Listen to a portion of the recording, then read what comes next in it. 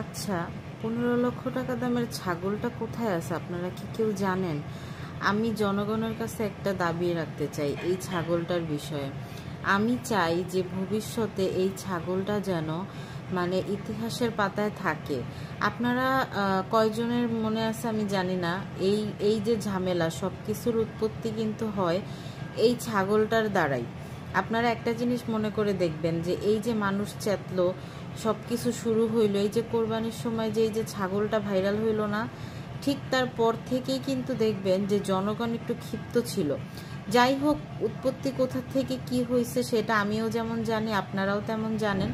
এটা নিয়ে বেশি কিছু বলতে চাই না। আমার মেইন কথাটা হচ্ছে সেই ছাগলটা নিয়ে। আমি চাই যে ভবিষ্যতে এই বংশমর্যাদাপূর্ণ ছাগলটার বংশটা যেন থাকে, এই ছাগলটাকে যেন চিড়িয়াখানায় রাখা হয়, আর ছাগলটা যেন একটা মানে ভালো একটা সম্মান পায়।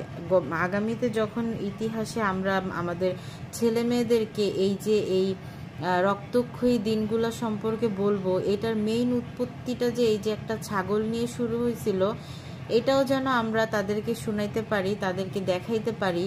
হ্যাঁ, এই ছাগলটাকে আপনারা একটু রক্ষণাবেক্ষণ করে এটাকে আপনারা কাইন্ডলি একটু চিড়িয়াখানায় রাখার ব্যবস্থা করেন।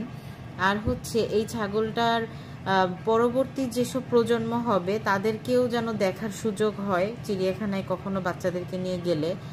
আমি চাই যে আপনারা সব কিছু যখন মানে করতেছেন, সুন্দরভাবেই পরিচালনা করতেছেন, আপনারা এই ছাগলটার কথা কেউ ভুলবেন না। হ্যাঁ, এই ছাগলটা কিন্তু আমাদের পরবর্তীতে ইতিহাসে অনেক বড় একটা অংশ হয়ে যেতে পারে। আপনারা এখন যদিও কল্পনা করতে পারতেছেন না, বাট আমি কিন্তু এই জিনিসটা নিয়ে ভাবতেছি যে আসলে এই ছাগলটা যেহেতু বংশমর্যাদাপূর্ণ ছাগল, ওর বংশটা আসলেই একটা মানে জাতের বংশ, ওর বংশটাকে অবশ্যই রক্ষণাবেক্ষণ করা উচিত।